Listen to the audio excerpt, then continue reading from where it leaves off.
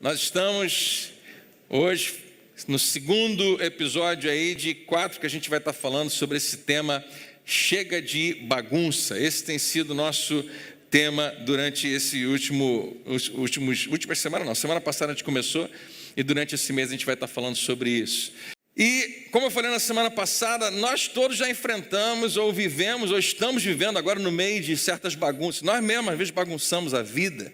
Em alguns casos nós bagunçamos literalmente alguma coisa, seja um quarto, seja um armário, seja uma gaveta, seja algo muito maior. Quando eu tinha, se eu não me engano, 16 para 17 anos, meus irmãos já tinham praticamente saído, meu irmão mais velho já tinha se casado, meu irmão do meio, eu sou o mais novo de 3, meu irmão do meio já estava trabalhando fora, não ficava quase em casa, e o quarto era meu. Quem já teve essa alegria de ter um quarto só para você? É bom demais, né? E aquele tempo de independência eu comecei a criar algumas coisas, uma delas que eu às vezes deitava na cama, não tinha televisão no quarto naquela época, mas para fazer o que for, ouvir música, e de repente eu caía no sono e eu queria desligar a luz, só que a luz era lá na entrada do quarto, e eu pensei, seria bom ter um interruptor aqui perto da minha cama, e eu resolvi dar uma de eletricista em casa. Eu sabia como fazer, eu acho que eu sabia, e eu comprei fio, eu comprei fita isolante, e um interruptor para colocar daqueles de abajur, assim, para colocar perto, debaixo da minha cama, e eu comprei aqueles negocinhos que prende fio na parede, que com preguinho, e eu fiz uma instalação lindíssima, passando pelo rodapé, passando por cima da porta, continuando pelo rodapé, vindo pela parede inteira, vindo até a parte de trás da minha cama para ficar o mais escondido possível. Coloquei lá no lugarzinho onde eu podia apertar e apagar a luz do meu quarto. E quando eu terminei a instalação e finalmente fui fazer funcionar, liguei o disjuntor, apertei o botão e alguma coisa eu fiz de errado, porque começou a sair uma chama de fogo no início do fio, fazendo todo o percurso no meu quarto inteiro. E eu devo ter dado um grito estridente naquele momento, que chamou a atenção dos meus pais, e eles foram no quarto para olhar a parede toda queimada. E eles não tinham entendido ainda o que tinha acontecido. Mas eu expliquei, eu achei que eu ia conseguir fazer uma instalação aqui, mas eu não consegui. Mas graças a Deus foi só isso, não pegou fogo no quarto, não estragou mais nada além disso. Mas algumas pessoas têm histórias para contar parecidas com essa, onde o desastre e o prejuízo foi muito maior do que isso, por causa de uma decisão, por causa de uma escolha que a gente faz. E que às vezes você se vê numa situação tão complicada, tão doida, que você não sabe nem por onde começar, você não sabe como é que vai limpar aquilo, você não sabe como é que vai resolver aquilo. E todos nós, eu tenho certeza que temos histórias assim. Quantos têm uma história parecida? Não igual, mas parecida com essa? Só eu? Levanta a mão, sem vergonha, vamos lá. Isso, obrigado. Eu não vou pedir para você contar agora não a sua história, mas se você quiser, né, contar a sua história, ou se você tem alguma imagem, alguma foto de alguma bagunça grande que aconteceu, eu sugeri na semana passada que a gente adotasse essa hashtag. Não está indo aqui meu controle. Ah, que pena, eu gosto tanto quando ele funciona. Mas vou ter que ficar pedindo aí, né, para você passar. Deixa eu ver, eu acho que ele não está indo para o on-off aqui. Olha só. Não, está funcionando. Ó, passei para trás, passei para frente, não está indo. Não está indo. Essa hashtag, se você quiser, você pode colocar lá e a gente vai compartilhar um pouquinho das suas bagunças também, além da minha, né? Se você quiser, eu acho que é muito divertido fazer isso. Mas todos nós temos essa história, que quando eu conto para você 30 anos depois, é tranquilo, mas na hora, né, é bem complicado. Talvez você tenha história como essa. É com você que eu quero falar hoje. Quero falar para aqueles que o que eu estou mencionando hoje, uma bagunça tão grande que você não sabe por onde começar, é mais ou menos a imagem da sua vida pessoal agora. Você talvez tenha bagunçado por causa de uma decisão que você tomou, você bagunçou a vida tão feio que você nem sabe se tem jeito de resolver. Talvez você tenha bagunçado sua vida financeira, talvez você tenha bagunçado algum relacionamento, talvez você tenha criado uma desordem, ou uma tragédia, ou um desastre aconteceu na sua vida profissional, na sua vida acadêmica, no seu casamento. E você diz: André, o negócio está tão complicado, está tão feio, que eu nem sei por onde começar e nem sei se tem como. Eu não sei se há como arrumar essa bagunça que eu fiz. E se você for 100% honesto com você, você vai descobrir que a culpa foi sua. Você tem uma responsabilidade grande na maioria das coisas que acontecem na sua vida. As decisões que nós tomamos ou as decisões que nós não tomamos. Quando nós somos ativos numa decisão ou quando somos passivos e permitimos certas decisões na nossa vida. Mas frequentemente o que acontece é que a gente ignora o conselho de alguém mais sábio do que a gente. A gente ignora a nossa própria consciência. Você pode ter ignorado seus pais, o seu marido, sua esposa, seu melhor amigo. Talvez você tenha ignorado Deus. Você ignorou pessoas que estavam dizendo a você a verdade. Talvez você tenha ignorado a você mesmo. Porque lá no fundo, alguma coisa te dizia: não faz isso. Não compra aquilo. Não casa agora. Não faz isso desse jeito. Não tome essa decisão. Eu sabia, eu não sei explicar o que é, mas lá no fundo eu fiz assim mesmo. Eu sabia que não era para fazer, mas eu acabei fazendo, e o pior aconteceu, e a culpa é minha. É com você que eu quero falar hoje. Você que tem uma parte complicada da sua vida e você está se perguntando: meu Deus, o que eu faço em relação a isso? Agora, eu não sei se você lembra, mas na semana passada a gente estava aqui. Obrigado. Opa, funcionou. Falando que bagunça é o que todos nós temos em comum. Eu estou usando a expressão bagunça apenas para falar de coisas que saíram do nosso controle da nossa vida, que perderam a ordem, que bagunçaram a nossa vida. Não é só você, todo mundo que está aqui, todo mundo que está assistindo a gente pela internet, todo mundo tem isso em comum, é o que nós temos em comum. E foi isso que fez com que Deus entrasse em nossas vidas. Todos nós vivemos uma vida cheia de falhas e imperfeições. Mas o que nós vamos descobrir hoje, que eu espero que alguns de vocês levem para casa, é simplesmente esse pensamento, que é sim a nossa bagunça, vamos chamar assim, ou aquele grande erro que você cometeu, aquele grande erro que eu cometi, ou simplesmente a vida que eu vivi por causa de pessoas que determinaram coisas, que decidiram por mim. Tudo isso tem o potencial de trazer Deus para perto de você. Existe uma expressão que não está na Bíblia. Algumas pessoas acham que é um versículo bíblico, mas não é, mas que na igreja se fala muito. Você já deve ter ouvido essa expressão: quando alguém não vem pelo amor, vem pela dor. Quando não vem pelo amor, vem pela dor. Eu particularmente, eu entendo essa questão, mas eu acredito que a maioria de nós, quase que todos, vamos até Deus nos aproximando dele, nos aproximamos de fato, de verdade, quando está doendo, quando a coisa fica complicada para a gente. E eu acredito que é justamente esse estado de coisas erradas e de não saber o que fazer que tem o potencial de nos aproximar e trazer Deus para perto de nós. Qual é o versículo que você considera o mais famoso do Novo Testamento? Alguém já falou. O versículo mais famoso do Novo Testamento é João 3,16, que a igreja toda sabe de qual: Deus amou o mundo de tal maneira que deu seu único filho. Você poderia parafrasear que Deus amou tanto esse mundo confuso e bagunçado, com todos os seus erros, com todas as suas desordens, com todo o desastre que o mundo mesmo provocou e causou, que Ele deu Jesus para vir salvar esse mundo. Mas é melhor do que isso, como a gente vai descobrir o verso seguinte, depois de João 3,16, o verso 17, que não é tão famoso, mas deveria ser.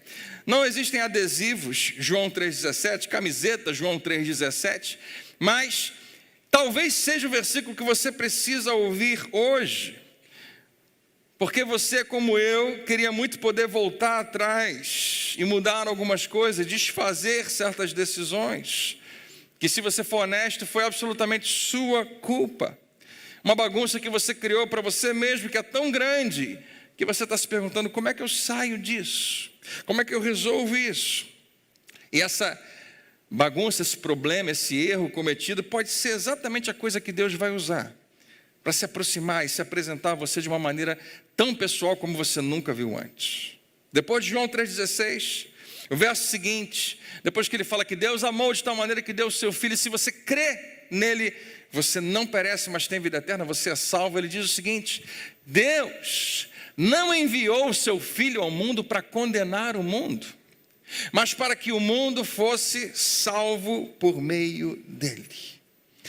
Deus não enviou o seu Filho ao mundo para, diga bem alto a próxima palavra, condenar. Essa palavra daqui a pouco vai aparecer outra vez. Mas o que João está dizendo agora é que ele tem total revelação, que o Espírito Santo está dirigindo ele para escrever. Ele presenciou tudo que Jesus faz, ele escreve com muita propriedade. Se você achava que era isso, não foi. Deus não enviou Jesus para encarar todo pecador, todo mundo que fez uma bagunça com a vida, todo mundo que errou gravemente, para encarar essa pessoa e dizer: você não percebe o erro que você está cometendo? Você não percebe o que você está fazendo? Você não percebe o que você fez com o seu marido, com a sua esposa, com o seu casamento, com os seus filhos? Você não percebe a decisão errada e o que ela está... Jesus não veio para fazer você se sentir mal em relação ao seu pecado, para condenar você, para sentenciar você. E essa expressão é tão poderosa, esse versículo é tão poderoso, dependendo da igreja em que você foi criado, dependendo da família na qual você foi criado. Porque tem um monte de gente nos últimos séculos ensinando o contrário desse versículo, sutilmente dizendo para você que agora que você é de Jesus, toma jeito, toma cuidado, porque Ele está de olho em você. Você cantava quando era criancinha: cuidado, olhinho no que vem, cuidado, boquinha no que fala, cuidado com tudo. Por quê? O Salvador do céu está olhando para você. Eu não sei o que está embutido nisso, mas se Ele está olhando para você e você tem que ter cuidado, é porque talvez você possa ser por Ele condenado, talvez você possa ser por Ele desqualificado, e não vai ser mais salvo como Ele disse que você seria. Isso é grande demais.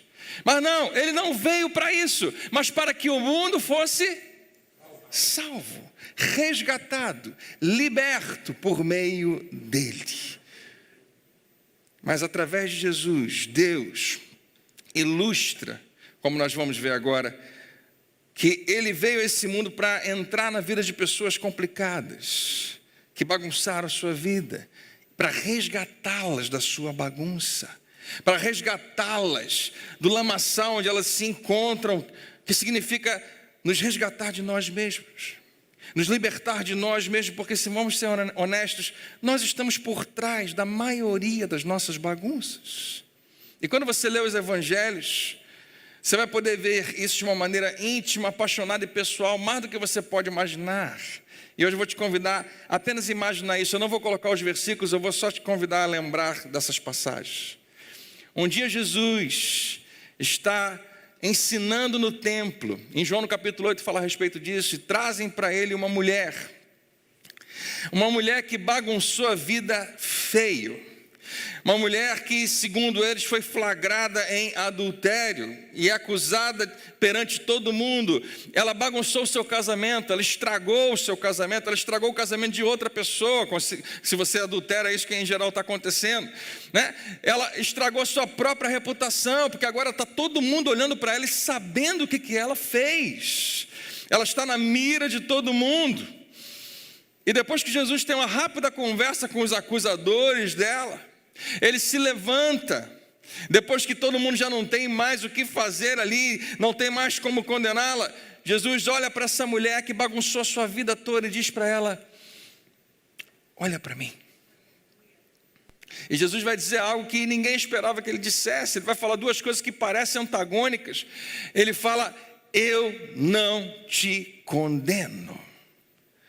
Ele era o único que poderia fazer isso, ele era o único que não tinha pecado, mas diz para aquela mulher: eu não vou condenar você, eu não vou sentenciar você ao que você merece. Não. E ele diz: olha para mim, vá e não peques mais. Abandone a sua vida de pecado. Peraí, Jesus, você falou que não ia me condenar, eu não te condeno, mas agora você está falando que eu não posso pecar. Não peque. Qual dos dois? Não me condena ou não posso pecar? Sim. Os dois. Não apenas eu não te condeno, mas agora você tem força e você tem capacidade e eu vou te ajudar a não continuar mais nessa vida. Um dia Jesus está caminhando com uma multidão, de repente ele olha para cima numa árvore, tem um homem lá, em cima de uma árvore, que ele subiu porque ele era baixinho, ele queria ver Jesus passando. E o nome desse cara era Zaqueu, e Zaqueu tinha complicado, bagunçado a vida dele toda. Ele era um cobrador de impostos, a Bíblia não diz isso, mas talvez embaixo da árvore deviam ter guarda-costas de Zaqueu. Ele não podia andar de qualquer maneira na rua, ele era odiado por todo mundo. Ele aceitou lá atrás esse emprego de coletor de impostos, foi a pior decisão que alguém poderia ter tomado, que enquanto ele ganha muito dinheiro, a vida vira uma bagunça. E esse cara tinha destruído a sua vida completamente. Depois de aceitar esse emprego, ele começa a cobrar mais das pessoas do que os seus impostos, enriquece às custas das pessoas, era desonesto. Gente que trabalhava duro na sua comunidade tinha que pagar a ele. Ele era desprezado, era odiado. Ele não sabia mais o que fazer, não tinha como a vida seguir em frente, não tinha como escapar do que ele tinha feito. Mas ele queria ver Jesus. E Jesus olha para esse homenzinho destruído, bagunçado. Ele fala: desça a mim. Você está em cima, você só queria ver. Deixa eu te falar um negócio. Nós vamos para a sua casa agora. E a gente vai ter uma refeição juntos. E você vai ter exclusividade. Vai ser nós dois, nós vamos bater um papo, nós vamos conversar. E esse homem fica chocado, impressionado. A pessoa mais importante que tinha no bairro, na cidade, no país, estava passando ali e dá atenção para ele, que não merece nada disso. Eu topo, Jesus, vamos lá. Eles conversam bastante, eu não sei o que Jesus fala, mas talvez em algum momento Jesus fala para ele: cara, você precisa mudar de vida. E se você vai mudar de fato, não basta apenas dizer que você mudou, você tem que fazer restituição, você tem que pagar de volta o que você roubou das pessoas. E Zaqueu, ele se levanta no meio da refeição e fala: eu decido, é isso que eu vou fazer. Se eu defraudei alguém, se eu roubei de alguém, eu vou devolver. E ele faz restituição até mais do que a lei pedia. O Novo Testamento nos diz que a vida de Zaqueu ali muda drasticamente. E embora ninguém gostasse dele, ninguém confiasse nele, ele entra na comunidade e começa a devolver para as pessoas o dinheiro que ele tinha pego a mais. Ele não foi lá e apenas disse: me perdoa. Ele foi lá e pediu perdão e trouxe restituição, porque frequentemente isso é possível e necessário. No outro dia, Jesus estava numa área de um país onde ele não deveria estar, porque judeus não se davam com samaritanos, eles não se entendiam muito bem. Até hoje existe no mundo lugares onde é melhor você não entrar, porque pode ser que ali estejam pessoas que não gostam de você, não gostam da sua raça, não gostam do seu país, não gostam da sua cultura. Naquela época isso acontecia. Eles não se davam bem, os judeus e os samaritanos. E ainda assim Jesus fala: vamos passar por lá. E ele passa e tem um poço, ele chega lá na hora mais quente do dia. Eu nunca fui a Israel, nunca fui naquela região do Oriente Médio, mas dizem que lá tem um tipo de calor que você não conhece. Tem um calor que a gente desconhece, embora a gente more no Rio de Janeiro, aqui seja bem quente. E Jesus pede que os seus discípulos vão pegar comida numa aldeia mais próxima, em Sicar. E no meio do dia, que estava terrivelmente quente, onde ninguém sai de casa, essa mulher tinha saído, talvez justamente para não encontrar com ninguém. E ela está no poço, e você talvez conheça bem essa história. Ela está lá, e Jesus pede água a ela. Essa mulher, nós estamos prestes a lembrar o que Jesus sabia a respeito dela. Ela tinha bagunçado a sua vida toda. Ela tinha casado já 5 vezes. Eu não vou perguntar se alguém aqui tem essa experiência, não precisa levantar a mão agora. Mas em geral, se você casa por uma segunda vez, você já carrega consigo algo que você preferia não carregar. 3ª vez, 4ª vez, 5 vezes, seja o que for. Se é muito para a gente hoje, alguém ter casado 5 vezes, naquela época era muito mais. E ela agora estava vivendo com um cara que nem era o marido dela. E Jesus coloca tudo isso na frente dela, não para diminuí-la, não para que ela se sentisse envergonhada, mas apenas para que os dois juntos encarassem a verdade. E está só ela e Jesus ali no poço. E ela não espera que Jesus diga nada, afinal de contas ele é judeu, ela é samaritana, não vai ter conversa. Mas não apenas isso, ela devia pensar, se esse homem souber realmente o tipo de bagunça que eu estou metida, ele não vai querer falar nada comigo mesmo. Mas Jesus diz para ela, vem para perto de mim. Aquelas pessoas que mais nós temos a tendência de desprezar, Jesus traz para perto. Venha aqui para perto que eu vou matar não apenas a sua sede, mas eu vou matar uma sede que você está tentando matar a vida inteira e não consegue. E no final da sua vida, antes de dar o seu último suspiro, Jesus tem uma interação com outro homem, um homem que bagunçou tão feio a sua vida, de completo e determinante, que ele foi preso pelo crime que ele cometeu, mas ele não podia cumprir uma pena. A única coisa para que esse cara servia de tão ruim que ele era servir de exemplo para outras pessoas sendo crucificado. Servir de exemplo para outros que pensassem em talvez cometer o mesmo crime que ele cometeu. Esse homem não era confiável nem para cumprir uma sentença numa prisão, ele precisa ser crucificado. Era um homem que eu e você não daríamos nada por ele, condenado à morte. E todo mundo que olhava por uma cruz e via alguém na cruz sabia, só pode ser o pior tipo de pessoa, alguém que é amaldiçoado no último nível, condenado à morte. E Jesus está ali do lado dele também sendo crucificado.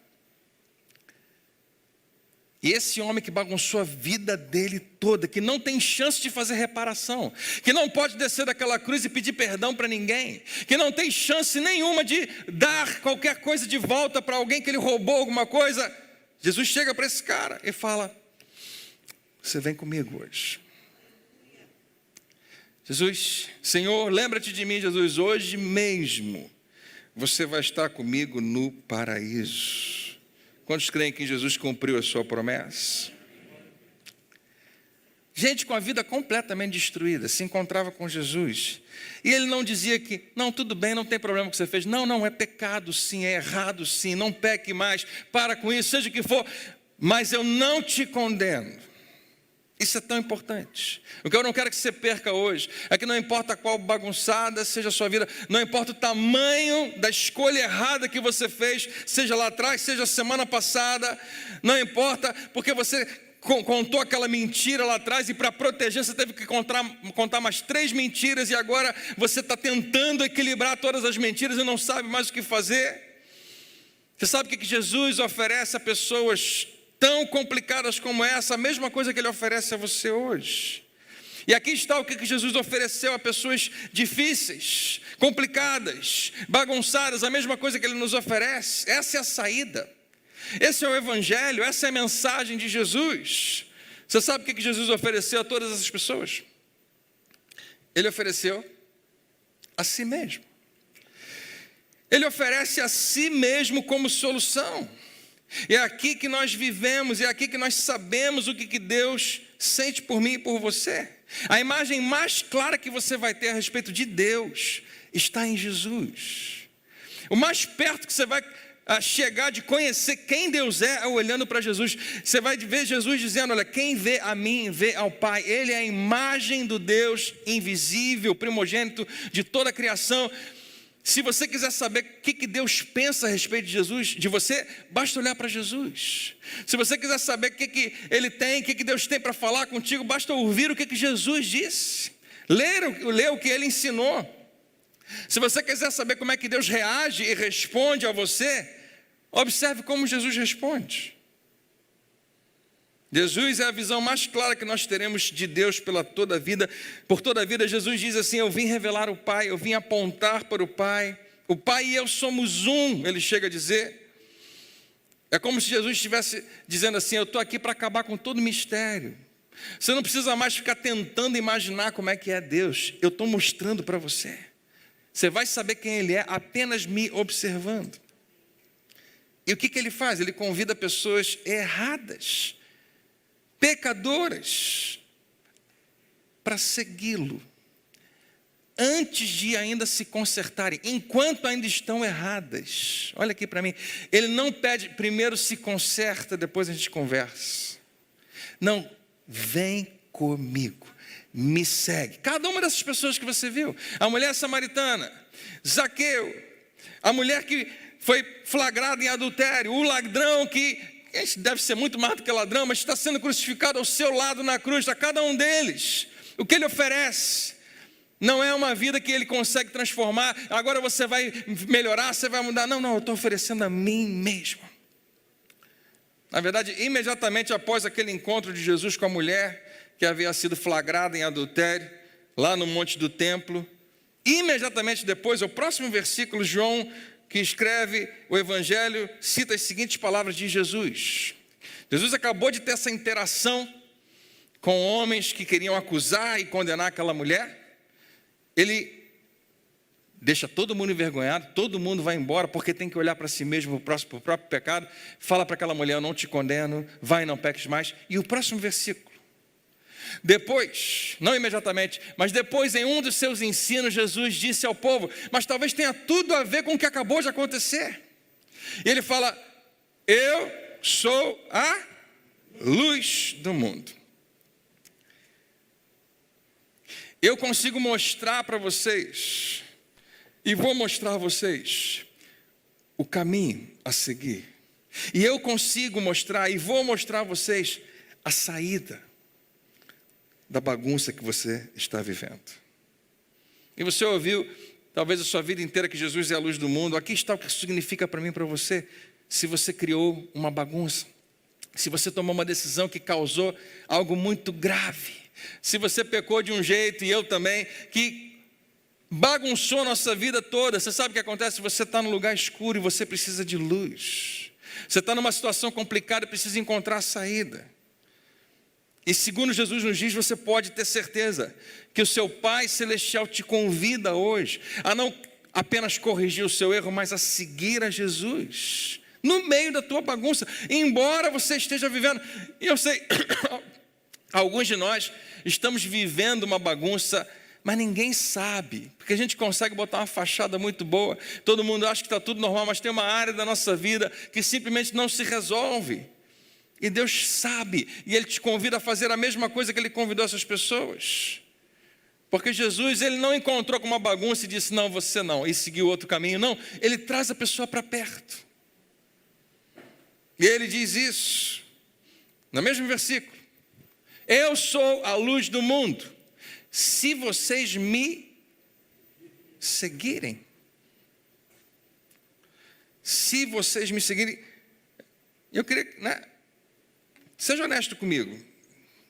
Eu não pedi para ninguém levantar a mão em relação a isso, mas eu sei que todos nós já tomamos decisões tão erradas, que complicou a nossa vida.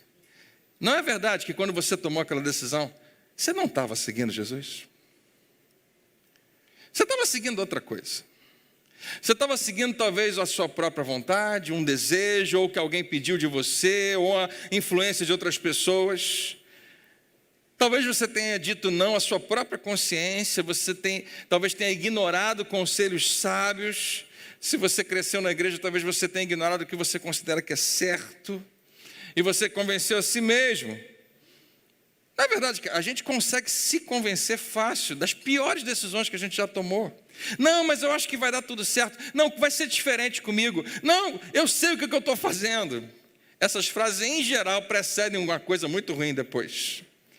Você já viu aqueles filmes onde alguém fala assim: qual é a pior coisa que poderia acontecer? E a cena seguinte acontece algo terrível.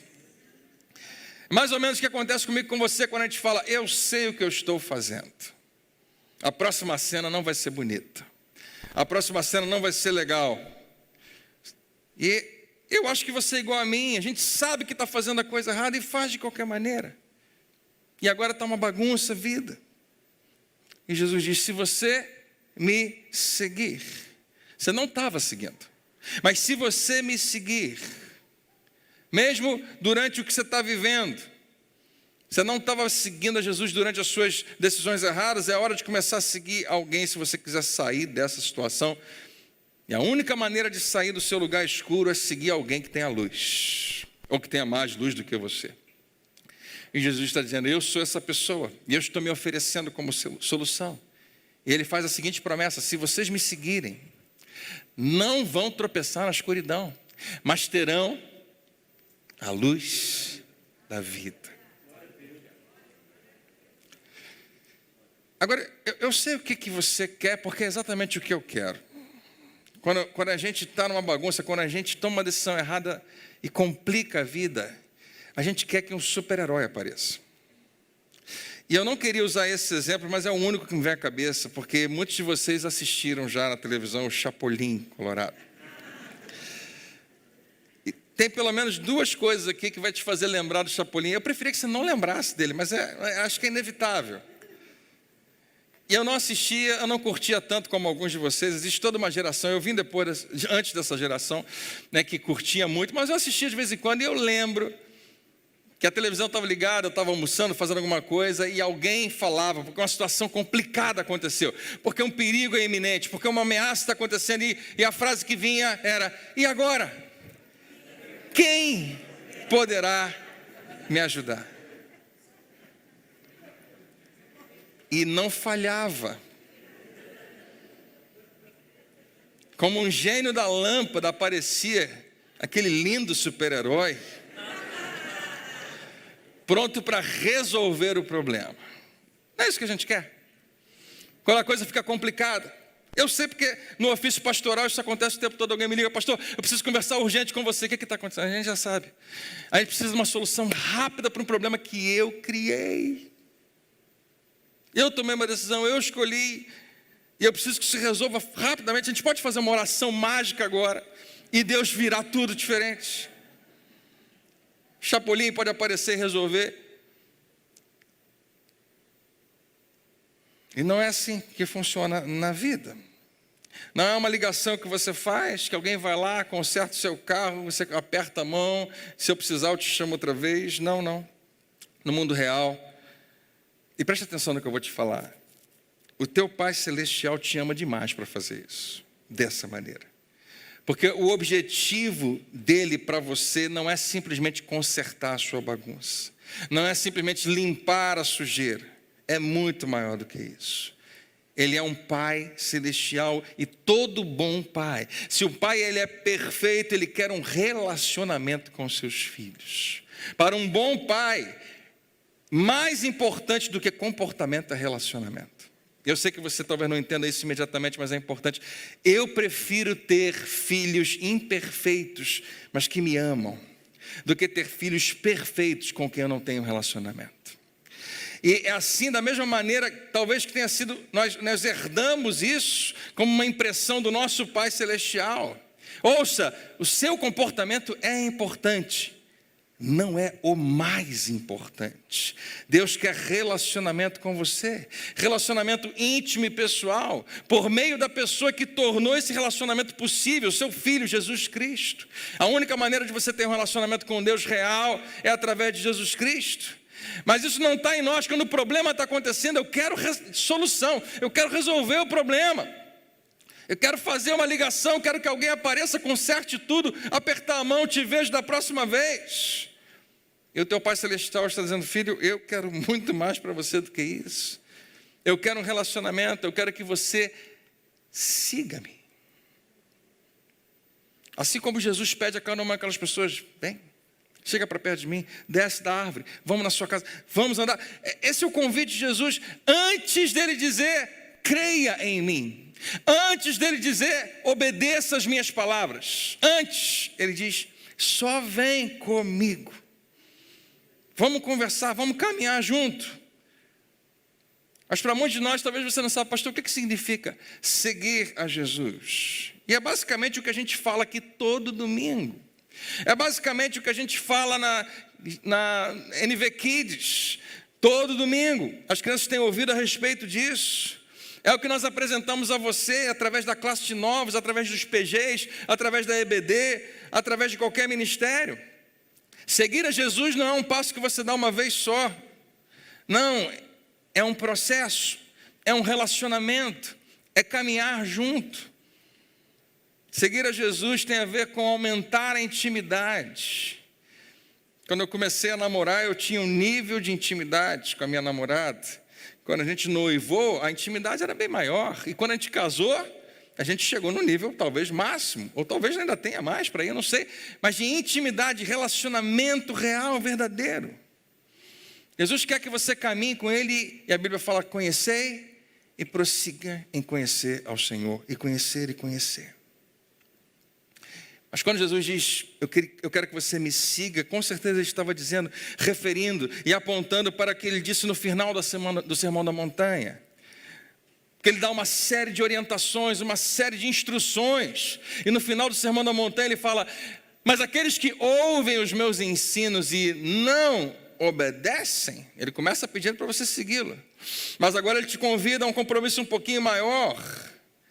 Aqueles que ouvem os meus ensinos e não obedecem, ele poderia ter dito: vai bagunçar a vida toda. Definitivamente a vida vai ser uma bagunça. Não, mas aqueles que ouvem os meus ensinos e não obedecem são insensatos, como um homem que constrói sua casa sobre a areia. E a gente lê isso e não imediatamente se identifica com isso.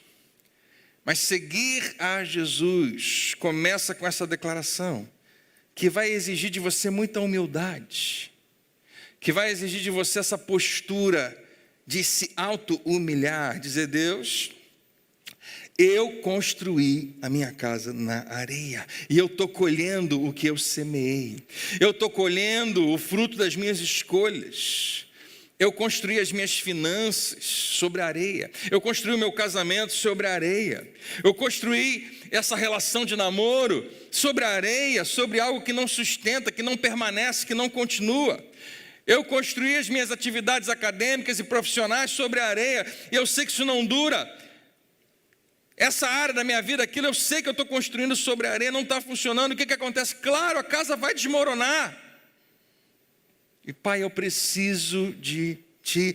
Eu estou tentado a Te tratar como um super-herói que aparece, mas eu preciso daquilo que Você oferece, Jesus, que é a Si mesmo. Seguir Jesus é concordar com Jesus. Quando Ele diz o que Ele falou alguns versículos antes desse: todos os que ouvem os meus ensinamentos e os praticam. Cada pessoa que decide, e decide antecipadamente: sim, Senhor. Antes do Senhor falar, eu já estou concordando. Eu nem sei o que o Senhor vai dizer agora, eu nem li ainda. Mas Jesus, seja o que for que você me peça para fazer, eu já decidi, eu estou te seguindo. Eu vou obedecer a tua voz. O Senhor pode falar o que for e eu vou obedecer. Eu não vou sentar, questionar, considerar, ponderar as coisas, não. Eu não estou mais nem sequer procurando conselho, eu estou me rendendo. Eu estou entregando a Ti as minhas habilidades, a capacidade que eu tenho de tomar decisão. Está tudo na Tua mão. A resposta é sim, Senhor. O que você quer? A resposta já é sim. Quem decide fazer isso? Todos os que ouvem meus ensinamentos e os praticam são ajuizados, como um homem que constrói a sua casa na rocha sólida, que cava fundo, não tão fundo quanto ele precisava, talvez cavar na areia, que nunca vai ser suficiente, mas cava fundo e coloca os seus alicerces. Quem aqui já fez obra alguma vez? Desde o alicerce. E trabalheira. E é triste você gastar tanto tempo com uma coisa que vai ficar escondida debaixo da terra. Mas aqui está a palavra que a gente ignora nesses versículos. Um homem que obedece o que eu mando e não obedece o que eu mando, os dois estão construindo algo. Diga comigo, constrói. Essa palavra às vezes foge ao nosso entendimento. Você não constrói nada da noite para o dia. Construir é um processo. Não é uma solução imediata. Todo mundo que é adulto sabe disso. As bagunças que eu e você fizemos não foi da noite para o dia, foram construídas. E elas não têm uma solução rápida. Nós queremos uma solução rápida. Mas ouça, se houvesse uma solução rápida para cada uma da minha bagunça, eu ia voltar a fazê-la toda hora. E você também. Nós sabemos disso porque nós observamos como pais às vezes se comportam em relação aos seus filhos. E não permitem às vezes que eles sofram certas consequências que precisavam sofrer. Mas o teu Pai Celestial, Ele é um Pai perfeito, Ele é um bom Pai. E Ele deseja para você muito mais do que simplesmente consertar a sua bagunça. Quando Jesus te fala, vem comigo, siga-me, Ele está dizendo, eu vou te ensinar como sair disso. Eu vou te ajudar, eu vou te dizer que se você seguir a luz do mundo, eu vou te dizer como viver uma vida com menos arrependimentos, com mais decisões melhores na sua vida. Eu quero que você comece um processo de construção na sua vida, nas suas finanças, nos seus relacionamentos, no seu casamento, na sua vida profissional, na sua vida escolar, nas suas amizades. Eu quero que você comece a construir e edificar essas áreas da sua vida em torno do que eu falei, do que eu ensinei. Se você fizer isso, eu vou te tirar dessa bagunça. Todos os que ouvem os meus ensinos. Deixa eu te falar, o pessoal que construiu sobre a areia também ouviu. Mas alguns ouviram e não praticaram. Todos os que ouvem os meus ensinos e os praticam são ajuizados como o homem que constrói a sua casa na rocha sólida. Ele fala, e embora a chuva caia e torrentes, as enchentes subam e os ventos de tempestade soprem contra a sua casa. O que acontece com todo mundo? Tempestade sempre vem para todo mundo. Ela não cairá, porque está construída sobre a rocha. Glória a Deus. Então deixa eu concluir para você. O resultado final. O que eu não quero que você saia daqui sem. Você não pode perder isso. E você pode não responder, mas você precisa saber disso, tá? É importante demais. Não é orando que você sai de uma situação em que você se meteu justamente porque não orou. Nós queremos que uma oração mágica resolva algo que não foi uma oração que começou. Foi o nosso comportamento. Foi algumas decisões, foram algumas escolhas. Você não consegue orar para sair de uma situação que você se meteu lá, para começo de conversa, por decisões, por escolhas, por erros. Tem outras coisas, e eu não estou dizendo que a oração não é importante, mas não é suficiente nesse caso. Não adianta você orar ou confessar para sair de uma confusão que você se meteu pelas suas próprias decisões. Não existe essa oração mágica. E se você achava que existe, você deve ter descoberto isso em algum outro lugar. Mas não foi no cristianismo. Não há palavras mágicas. Não há feitiço que resolva isso. E não é porque Deus não se importa. Pelo contrário. Ele se importa tanto, tanto, tanto, que há 2000 anos atrás, ele brilhou uma luz forte o suficiente para que você olhasse para ela e decidisse segui-la. E se fizesse isso, teria evitado bagunça e outras bagunças que acontecem na nossa vida, porque é e era e sempre vai ser evitável. As confusões nas quais eu me meti, todas elas eu podia ter evitado, e eu acho que você também. Você não bagunçou a sua vida seguindo Jesus, não. Você se mete em encrenca seguindo outra coisa. E o teu Pai Celestial te convida a seguir o seu filho, para sair disso. Não adianta orar para sair de uma bagunça na qual você se meteu por decisões erradas, mas é seguindo a Jesus, porque Ele sabe onde fica a saída. Jesus te toma pela mão e Ele não faz a bagunça desaparecer, mas Ele vai te guiando para fora dela. Ele vai te ajudando a tomar decisões. Meu Deus, quantas vezes, há pouco tempo atrás eu estava aconselhando alguém que feriu a sua vida relacional gravemente, casamento destruído. E em geral quem está sofrendo, casal, tanto o homem quanto a mulher, no casamento, quer uma solução rápida. E não existe. Existe muito trabalho. Porque não chega, quando o casamento dá ruim no final, é porque muita coisa aconteceu até lá. Mas não quer dizer que é o final da história. Eu não estou pregando só para casar, mas eu não consigo evitar. Se já foi bom e está ruim, de ruim pode ficar bom de novo. Alguém diz amém? Se é possível mudar de um jeito, pode mudar de outro jeito, mas nenhum deles é sem trabalho. Nenhum deles é mágico.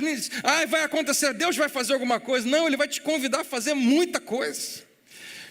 Vai pegar você pela mão e vai passar rua por rua, avenida por avenida, esquina por esquina, até chegar na saída, até levar você onde precisa chegar. E eu espero que você entenda isso, porque não tem outra pregação na Bíblia. Não tem outra coisa que você vai encontrar que desminta isso. Deus é tão bom. Ele vai te encontrar lá no meio da tua bagunça. E Ele não está chateado com você, Ele não está irado com você, Ele não condena você. Na verdade, Ele olha para a sua bagunça como uma oportunidade para te convidar. Ou melhor, para que você o convide a entrar. Para que você o convide a participar daquilo que você mais precisa agora, de um jeito de sair daqui. E nós sabemos disso porque foi o que Jesus fez. E é assim que Jesus responde a todas as pessoas no seu próprio mundo, nesse mundo de hoje. Eu vou te dizer uma outra forma como nós sabemos disso, e eu posso provar. Eu explico para você. Se você olhar em volta aqui, enquanto eu falo algumas coisas, você vê várias pessoas fazendo assim com a cabeça. Várias pessoas concordando com a cabeça. E eu amo quando isso acontece. Quando eu estou pregando, as pessoas concordam com a cabeça. É péssimo quando a pessoa faz assim. Eu não gosto muito, né? Ou quando a pessoa faz assim. Onde é que eu estou? É porque acordou agora, naquele momento. É tão bom, né? Quando a pessoa simplesmente está caminhando com a gente. E a próxima coisa que eu vou dizer para você, talvez você olhe ao redor e veja pessoas falando assim, porque se encaixa exatamente na sua vida. Na verdade, até você que está online, e você que está assistindo a gente, você que está aqui, eu queria te convidar a fazer isso. Enquanto você ouve o que eu estou prestes a te falar, se tem a ver com você, eu queria que você fizesse só isso. Talvez alguns vão falar amém, talvez algum diga fala Deus, sei lá. Agora, eu quero na verdade, eu não sei se você tem o mesmo tipo de experiência na igreja que eu tenho, mas eu queria que você ajudasse as pessoas que estão ao seu redor a mostrar como aquilo é verdade, como aquilo é real e como não é só ela, é com você também. Tem muita gente que precisa saber que não está sozinho. A razão de sabermos o que eu acabei de dizer é verdade, no tempo de Jesus e hoje no século 21, é porque nesse pequeno auditório, ele está cheio de homens e mulheres, cujas histórias são mais ou menos assim. Muita gente tem uma história que é mais ou menos assim. Eu errei, eu tentei consertar, eu olhei para cima, tentei consertar e não consegui, eu desisti. Eu olhei para cima, Deus apareceu e me socorreu. É a sua verdade? É o que aconteceu com você? Essa é a sua história.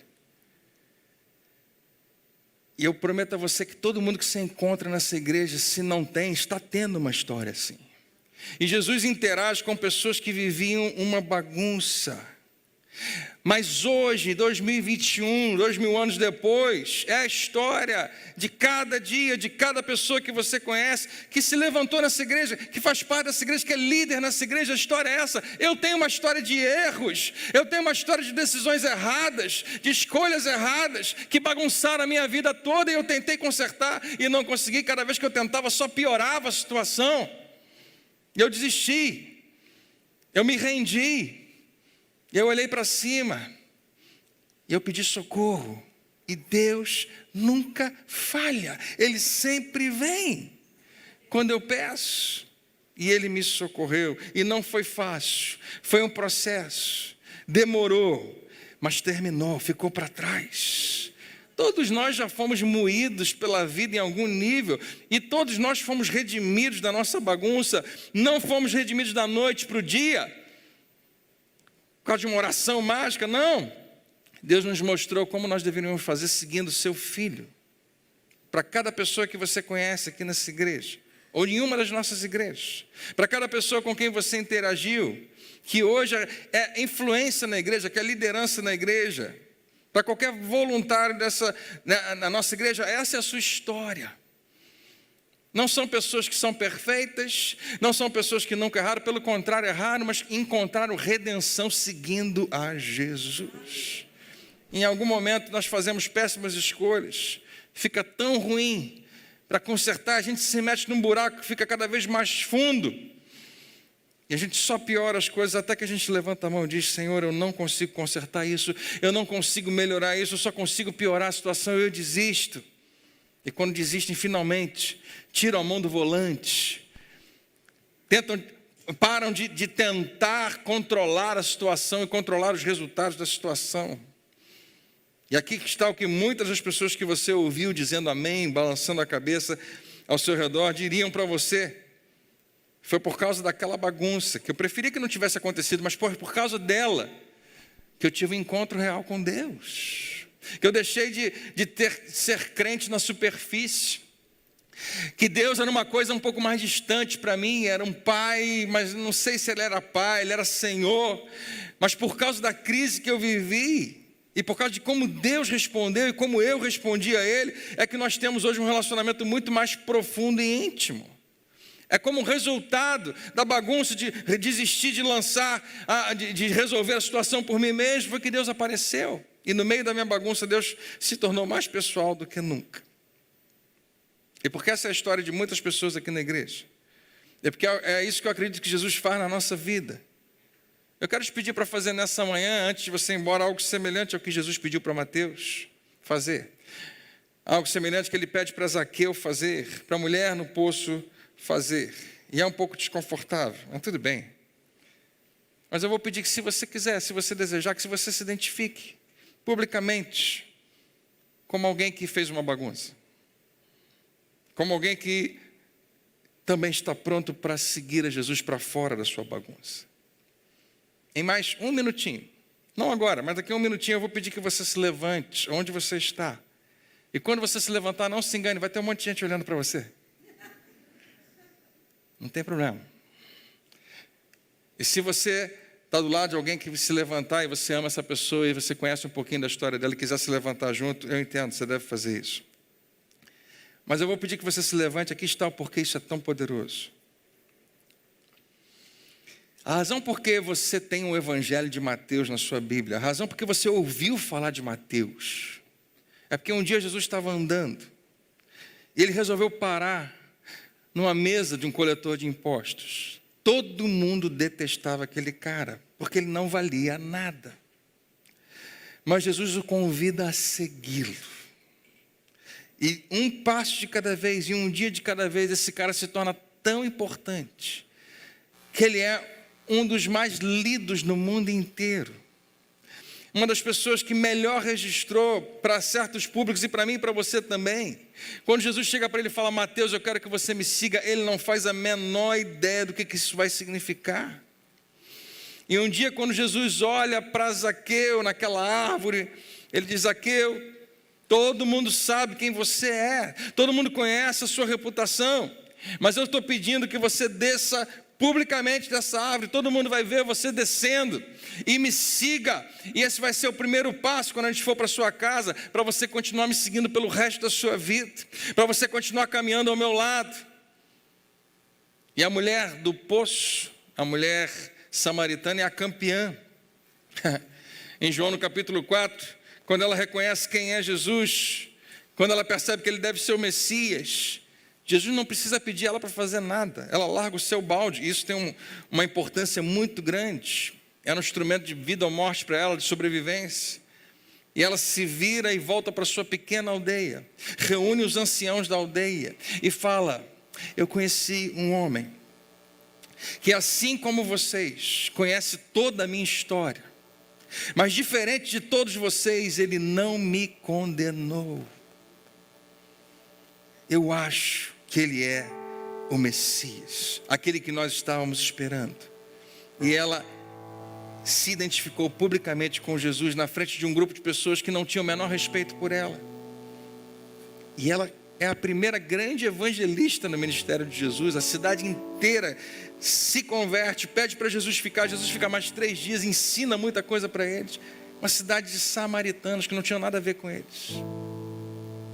Então, se você nessa manhã estiver disposto, não importa onde você esteja, você está assistindo sozinho na sua casa ou com mais alguém, eu quero que você participe com a gente também. Se você estivesse aqui hoje e dissesse: quer saber, André, você está falando comigo, eu estou pronto para admitir publicamente que eu errei, mas eu quero seguir Jesus.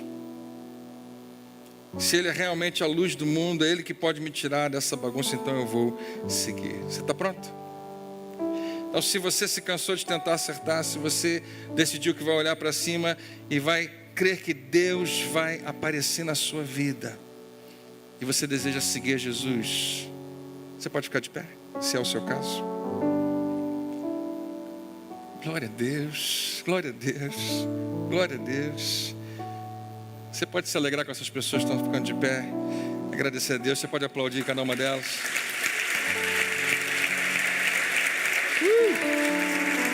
Vamos todos ficar de pé nesse momento. Quero te convidar a acompanhar essas pessoas.